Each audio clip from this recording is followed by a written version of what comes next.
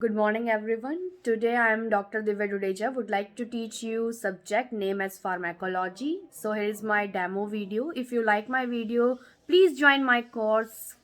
Is pharmacology. So pharmacology can be defined as the study of substances that interact with living organisms या living systems through chemical processes. कि ऐसा substance या ऐसा पदार्थ जो कि मतलब इंटरेक्ट करेगा, जो लिविंग बॉडीज के अंदर चेंजेस को प्रोड्यूस करेगा थ्रू केमिकल प्रोसेसेस. सो या जो ड्रग काम करेगी हमारी बॉडी पर थ्रू केमिकल प्रोसेसेस, तो that is known as pharmacology. Pharmacology can be defined as study of substances that interact with living systems through chemical processes. So here इसमें क्या होता है कि इंट्रैक्शन टेक प्लेस होती है between the regulatory molecule and the substance. जो हमारा substance है वो है हमारा ड्रग, कि जो ड्रग हम ले रहे हैं या जो और मेडिसिन भी हम इसे बोल सकते हैं. तो मेडिसिन जो हम ले रहे हैं, सो दैट इज सब्सटेंस जो कि जो कि रेगुलेटरी मॉलिक्यूल्स के साथ जिसकी क्या होती है, इंट्रैक्शन होती है. तो इन रेगुलेटरी मॉलिक्यूल क्या होता है, जो कि हर मेम्ब्रेन के ऊपर प्रेजेंट होता है. सेल की मेम्ब्रेन, जो सेल की मेम्ब्रेन है उसके ऊपर प्रेजेंट होता है रेगुलेटरी मॉलिक्यूल. तो रेगुलेटरी मॉलिक्यूल और सब्सटेंस की इंट्रैक्शन टेक प्लेस होती है. ठीक है, कि जब सब्सटेंस हमारा बाइंड करता है रेगुलेटरी मॉलिक्यूल के साथ तो एक इंट्रैक्शन टेक प्लेस होती है जिसके कारण इनहिबिट या फिर एक्टिवेशन होता है नॉर्मल बॉडी प्रोसेस. और हर ड्रग का काम यही होता है, या तो वो ड्रग का जो वर्क है वो ये होता है, या तो वो उस सिस्टम को एक्टिवेट कर देगी और या फिर डीएक्टिवेट या फिर सप्रेस कर देगी. डीएक्टिवेट और suppress system.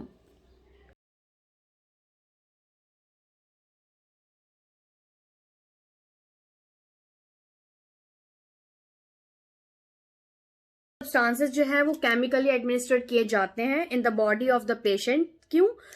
To achieve the therapeutic effect. ठीक है, थेरेपेटिक इफेक्ट मीन्स हम ऐसे कह सकते हैं लाभ मिले. जो हमारा पेशेंट है वो जिस भी डिजीज का है तो हम उसको ऐसा ड्रग दे जिससे कि उसको बहुत बेनिफिट मिले. ठीक है, जैसे जिससे उसकी जो डिजीज है वो ट्रीट हो रही हो, सिम्टम्स रिड्यूस हो रहे हो. सो ऐसा ड्रग हमें यूज करना चाहिए जिसकी थेरेपेटिक वैल्यू और थेरेपेटिक इफेक्ट बहुत अच्छा हो. सो ये जो सब्सटेंसेज है वो केमिकली एडमिनिस्ट्रेट किए जाते हैं into the body of the patient. ठीक है, सो जिस साइंस के अंदर डेलिबरेट थेरेपेटिक इफेक्ट देखे जाते हैं उसको बोलते हैं मेडिकल फार्माकोलॉजी. ठीक है, तो medical pharmacology, what is medical pharmacology? Basically it is the science which deals with the prevention, diagnosis and the treatment of the disease. So जिस साइंस के अंदर हमें प्रिवेंशन पता हो, कैसे प्रिवेंट करनी है, मतलब कोई भी व्याधि जो है, डिजीज है, उससे कैसे बचा जाए, कैसे डायग्नोज करनी है एक डॉक्टर को और कैसे ट्रीटमेंट करना है, तो वो जिस साइंस के अंडर आती है उसको नेम दिया गया है मेडिकल फार्माकोलॉजी. तो on the other side there is a branch deal with the toxicology या फिर toxic effect of the drug. तो the science which deals with the toxic effect of the drug, ठीक है, और या फिर adverse effect of the drug is known as toxicology.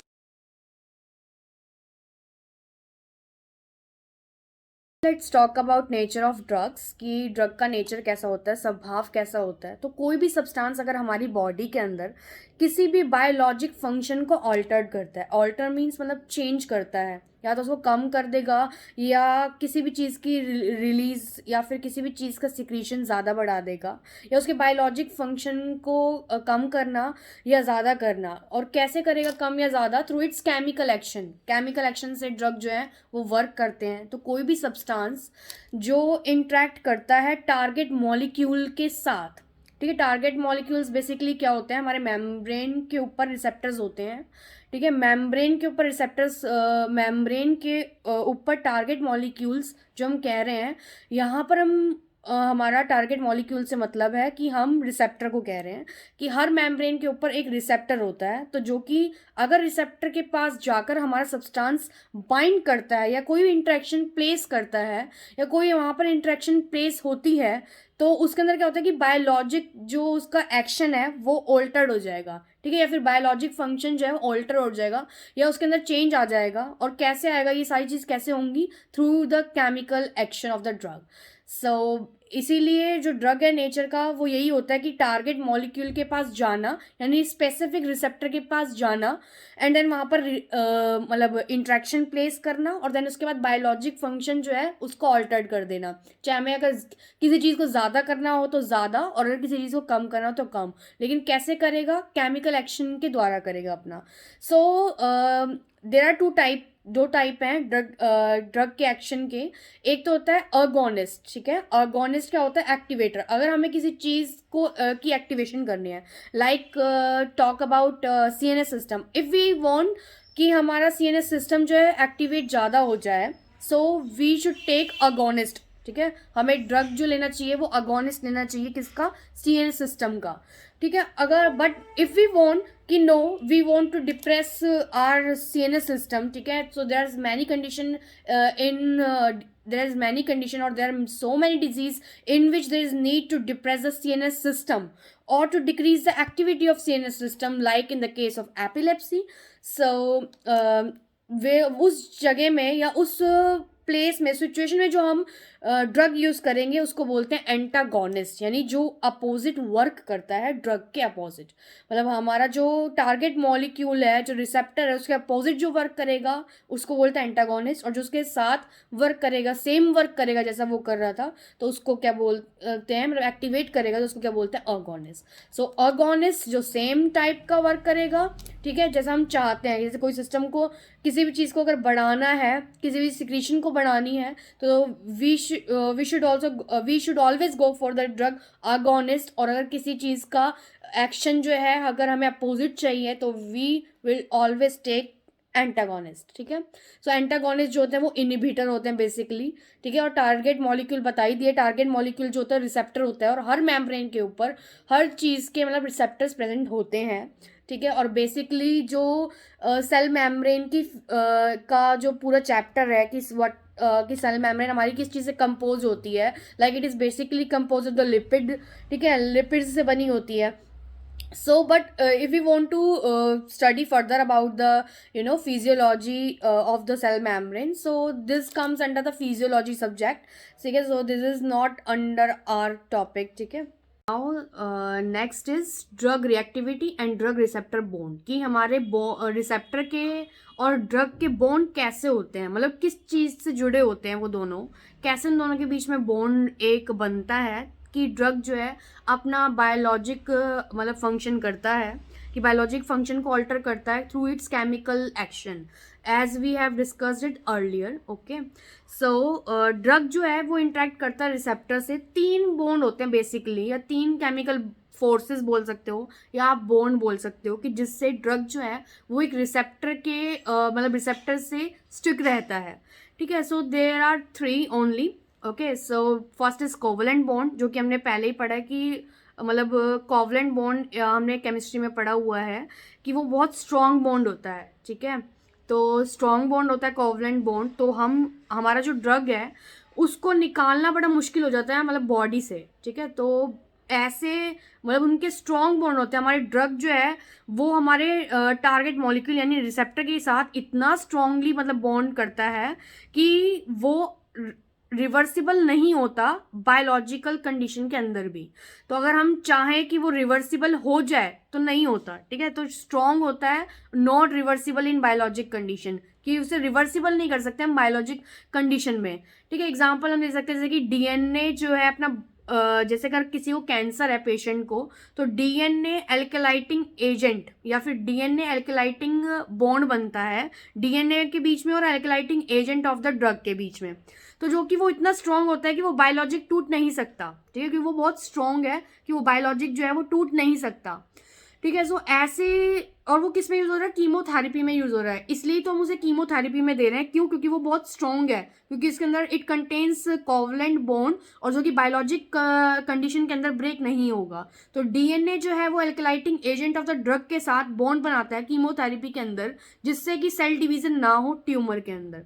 मतलब जो ट्यूमर है कहीं भी, जैसे हमें अगर ब्रेन में है या हैंड में है, कहीं भी है, at any part of the या ऑर्गन ऑफ द बॉडी में है, तो वहाँ पर सेल डिवीजन नहीं होगी, सेल को आगे डिवाइड होने से वो रोकेगा, ठीक है।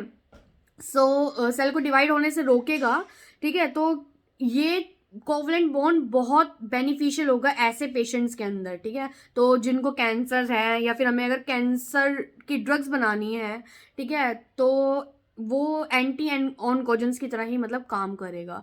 सो कोवलेंट बॉन्ड हमेशा वैसी ड्रग का होता है जहाँ पर भी स्ट्रॉन्ग इरिवर्सिबल बायोलॉजिक कंडीशन के अंदर ब्रेकडाउन ना हो, ठीक है, कि मतलब रिवर्सिबल नहीं हो सकती है, मतलब इतना स्ट्रॉन्ग बॉन्ड है कि मतलब वो टूट ही नहीं रहा है, ठीक है। So that is covalent bond. Second आता है इलेक्ट्रोस्टैटिक बॉन्ड। इलेक्ट्रोस्टैटिक वैसे कॉमन होता है, मोर कॉमन है कोवलेंट से। और वो इलेक्ट्रोस्टैटिक बॉन्ड किसके बीच में बना होता है? जो परमानेंट आयनिक मॉलिक्यूल है उसके बीच में और वीक हाइड्रोजन के बीच में जो बॉन्ड बनता है उसे बोलते हैं electrostatic bond. And the third bond is hydrophobic bond. Hydrophobic bond होता है कि जैसे हाइड्रोफोबिक बॉन्ड होता है ना, वो वीक होता है, सबसे वीक जो अगर हम तीनों में बात करेंगे कोवलेंट, इलेक्ट्रोस्टैटिक और हाइड्रोफोबिक बॉन्ड के अंदर, हाइड्रोफोबिक जो होता है वो सबसे वीक होता है। वो वीक क्यों होता है? क्योंकि वो लिपिड के अंदर सॉल्यूबल होता है और हमारी मेम्ब्रेन जो है ऑलमोस्ट कंपोज होती है लिपिड से ही, मेन उनका कंटेंट लिपिड होता है, ठीक है। तो लिपिड सॉल्यूबल होने के कारण ये वीक होता है, मतलब ये वाला बॉन्ड जो है वो वीक होता है। तो there are 3 types of bond जो हमने पढ़े हैं। First is covalent, second is hydrostatic electrostatic and third is hydrophobic. Okay, so 3 bond हैं और सबसे स्ट्रॉन्गेस्ट इज कोवलेंट बॉन्ड और सबसे अगर हम कहें बहुत वीक या कमजोर बॉन्ड वो होता है हमारा हाइड्रोफोबिक बॉन्ड। ओके,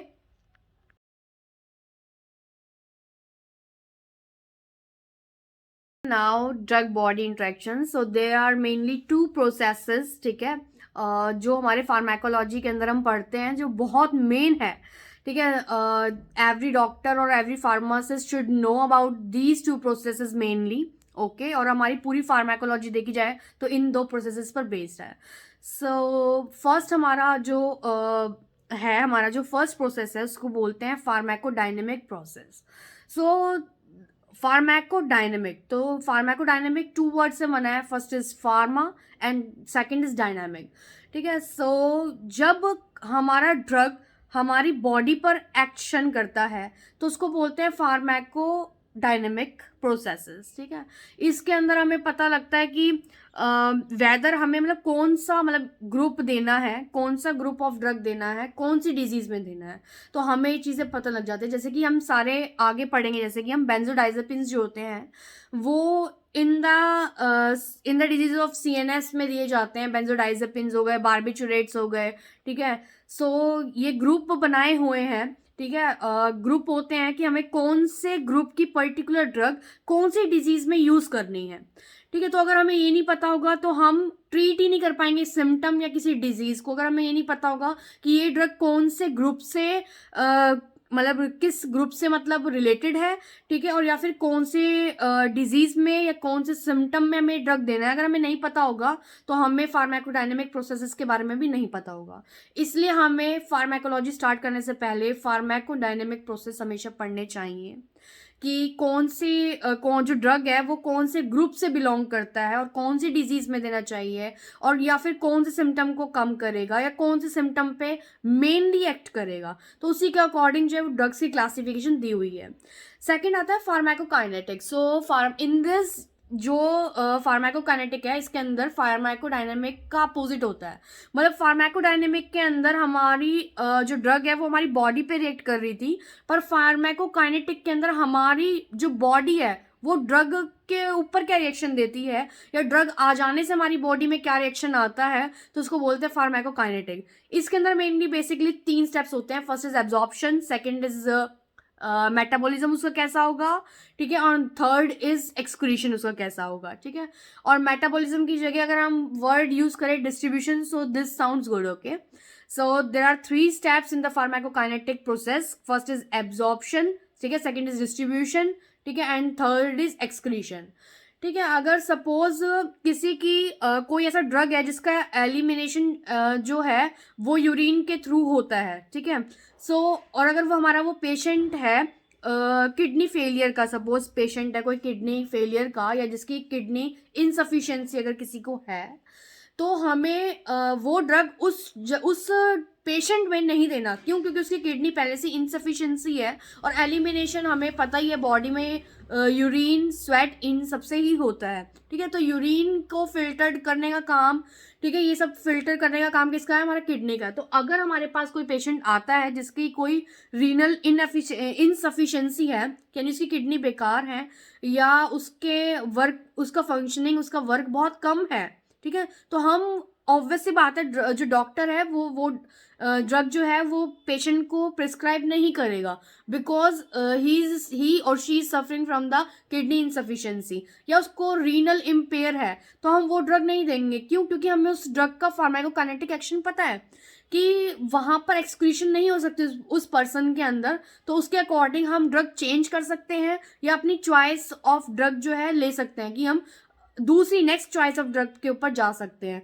तो इसीलिए सो रीजन है कि एक उसके अंदर ग्रुप के अंदर there are many types of drugs होते हैं। जैसे बेंजोडाइजेपिन के ड्रग की क्लासिफिकेशन अलग है, बार्बिचुरेट्स की अलग है। सो इसीलिए फार्माकोकाइनेटिक के अंदर बहुत सारे जो है ड्रग्स आते हैं और हमें बॉडी ड्रग के ऊपर क्या रिएक्शन दे रही है। जब ड्रग हमारी बॉडी में आ गई तो हमारी बॉडी का क्या रिएक्शन है ड्रग के साइड, तो वो फार्माकोकाइनेटिक के अंदर देखा जाता है। ठीक है, तो इससे जो डॉक्टर है वो मतलब बहुत अच्छे से मतलब ट्रीट कर पाएगा पेशेंट को, अगर उसको पता होगा कि भाई अगर मेरा पेशेंट जो है अगर रीनल इम्पेयरमेंट का, तो मुझे मतलब ये मेडिसिन नहीं प्रिस्क्राइब करनी, क्योंकि एलिमिनेशन उस ड्रग का एलिमिनेशन नहीं हो पाएगा वहाँ पर। ठीक है, ऐसे ही बहुत से ड्रग्स होते हैं, जैसे कि हम बेंजोडाइजेपिन में अगर हम बात करें, डाइजीपैम की एक ड्रग होता है डाइजीपैम, जो कि कैम्पोज वैलियम के उससे अंडर द ब्रांड नेम आता है।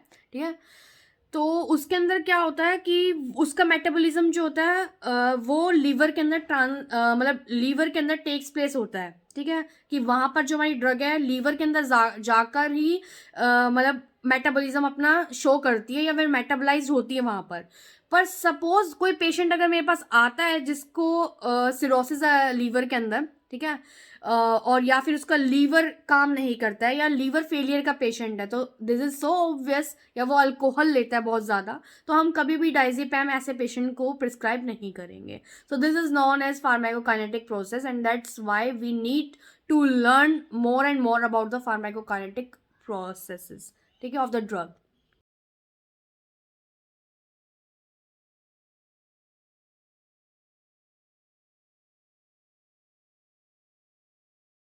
Now pharmacokinetic principles. ठीक है, तो ड्रग ऐसी होनी चाहिए जो अपनी इंटेंटेड साइट पर जा सके, ठीक है, आफ्टर द एडमिनिस्ट्रेशन, ठीक है, by the convenient root.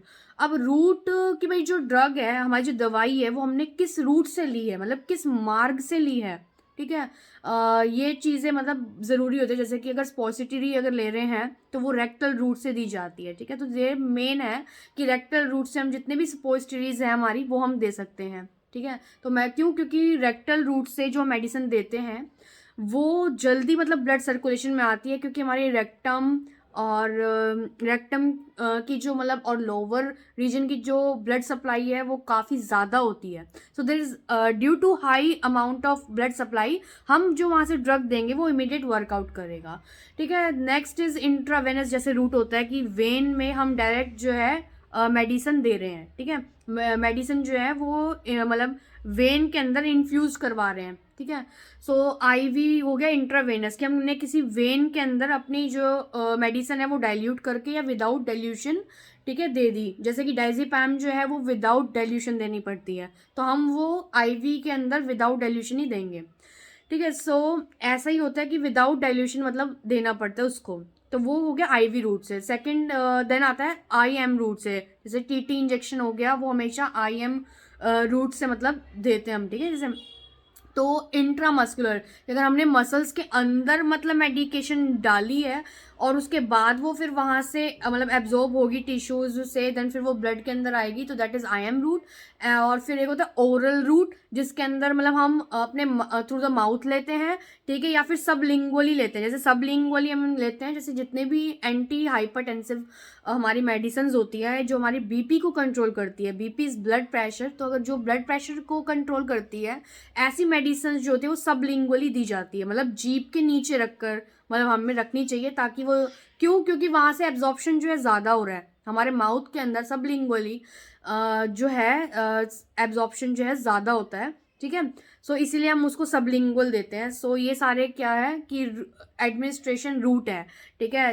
Subcutaneous हो गया, ठीक है, IM हो गया, IV हो गया, रेक्टल रूट हो गया, तो दीज आर द रूट्स, ठीक है। तो हम फार्माकोकाइनेटिक प्रिंसिपल में हम ये चाहेंगे जो भी हमने ड्रग ली है वो अपने इंटेंडेड साइट पर जाए और वहाँ पर अपना एक्शन करे, ठीक है। जैसे सपोज एक पेशेंट है, if there is any patient of epilepsy और अगर उसको सीजर्स आते हैं तो ऑब्वियस हमें पता है कि हमें न्यूरॉन्स के ऊपर काम करने वाली कोई मेडिसिन देनी है, मतलब जो हमारे CNS पर मतलब वर्क करे, जो वर्क मेनली करे CNS पर, ठीक है। CNS पर जो वर्क करे हमें ऐसी मेडिसिन देनी है मतलब उस पेशेंट को। सो हमारा साइट क्या हुआ, इंटेंडेड साइट ऑफ एक्शन क्या हुआ, हमारा ब्रेन कि जो ब्रेन के अंदर के अंदर जो ब्लड ब्रेन बैरियर को क्रॉस करके जो मेडिसिन जाएगी और जो CNS पे एक्ट करेगी वही एपिलेप्सी या फिर सीजर्स या एंटी कन्वल्सेंट ड्रग जितने हम कह सकते हैं वो सारी इसी के अंदर काम करेंगी। तो कोई भी ड्रग है वो अपनी साइट पर जा सके, जैसे अगर मैं स्टमक ऐक के लिए कोई मेडिसिन ले रही हूँ तो मैं चाहूँगी वो अपनी मतलब वो मेडिसिन गट में जाकर वहाँ पर एक्शन करे और पर्सन का जो पेन है वो कम हो जाए, ठीक है। सो ऐसे ही हर साइट की, जैसे अगर किसी को किडनी फेलियर है तो हम किडनी इम्यूनो सप्रेसेंट देते हैं, तो इम्यूनो सप्रेसेंट जो है वो अपनी जगह जाकर वर्क करे, ठीक है। सो जैसे in the case of the kidney transplant होता है तो इम्यूनो सप्रेसेंट पर जो है पेशेंट को चलाया जाता है, ठीक है। तो ऐसी ड्रग जो वहाँ पर जाकर काम करेगी, मतलब एक स्पेसिफिक साइट या फिर हम कह सकते हैं एक्शन हो वहाँ पर, ठीक है। सो ये होता है। तो इसीलिए हम वहाँ पर जैसे तो किडनी की अगर मेडिसिन है तो वो किडनी में जाकर वर्क करें, गट की है तो गट के ऊपर वर्क करें, मतलब सबकी साइट हो, ठीक है। और वो कैसा होगा जब आप एडमिनिस्ट्रेशन कर दोगे कन्वीनियंट रूट से, तो वही है फार्माकोकाइनेटिक प्रिंसिपल के अंदर हम यही पढ़ते हैं कि जो ड्रग है वो इंटेंडेड साइट पर जाए, जहाँ पर भी जिस भी साइट पर हमें उस ड्रग को भेजना था वहाँ पर वो जाए और वहाँ पर वो अपना एक्शन करे, ठीक है। और उसका एडमिनिस्ट्रेशन हमें कन्वीनियंट रूट से देना चाहिए हमेशा, जो रूट हमें सबसे कन्वीनियंट हो वही रूट हमें देना चाहिए, ठीक है। सो उसके अंदर क्या होता है, अब क्या होता है कि एक्टिव अगर ड्रग इफ अगर मेरा ड्रग जो है वो एक्टिव ड्रग मॉलिक्यूल है तो वो डायरेक्ट क्या हो जाएगा, लिपिड सोल्यूबल है और वो ब्रेन के अंदर अगर जाना है मान लो सपोज, तो ब्रेन के अंदर जाने के लिए भी ब्रेन ब्लड बैरियर जो है वो क्रॉस करना पड़ेगा। तो वो लिपिड सोल्यूबल होने के कारण डायरेक्ट लिपिड सोल्यूबल होने के कारण वो उसको क्रॉस कर लेगा बैरियर को, इसीलिए वो ब्रेन में जाके अपना वर्क कर लेगा। लेकिन कुछ ड्रग्स होते हैं जिसके अंदर इनएक्टिव मॉलिक्यूल होता है, ठीक है, इनएक्टिव मॉलिक्यूल होते हैं पहले, ठीक है। तो इनएक्टिव प्रिकर्सर जिसे हमने बोलते हैं केमिकल, जो कि रेडिली क्या होते हैं, एब्जॉर्ब हो जाते हैं, ठीक है, रेडिली एब्जॉर्ब होते हैं, ठीक है। एंड डिस्ट्रीब्यूशन मस्ट बी, और जो डिस्ट्रीब्यूशन है वो एडमिनिस्ट्रेड होना चाहिए, ठीक है। तो उसको हम उस एडमिनिस्ट्रेट करने के बाद ऐसे इनएक्टिव ड्रग को हमें एक्टिव ड्रग के अंदर कन्वर्जन करना पड़ता है, ठीक है। तो उस कन्वर्जन के लिए भी समटाइम्स एक्टिव ड्रग जो है, जो इनएक्टिव ड्रग था वो ऐसा का ऐसा एब्जॉर्ब ना हो जाए, तो हमें उस इनएक्टिव ड्रग को एक्टिव ड्रग में लाना पड़ता है, क्योंकि जो एक्टिव ड्रग मॉलिक्यूल होते हैं वो ही लिपिड सॉल्युबल होते हैं। और हमने पहले भी डिस्कस किया था, जो हमारी सेल मेम्ब्रेन है वो लिपिड से बनी होती है, तो मेडिसिन वही अंदर जाएगी जो उस लिपिड मेम्ब्रेन को क्रॉस करेगी, है ना।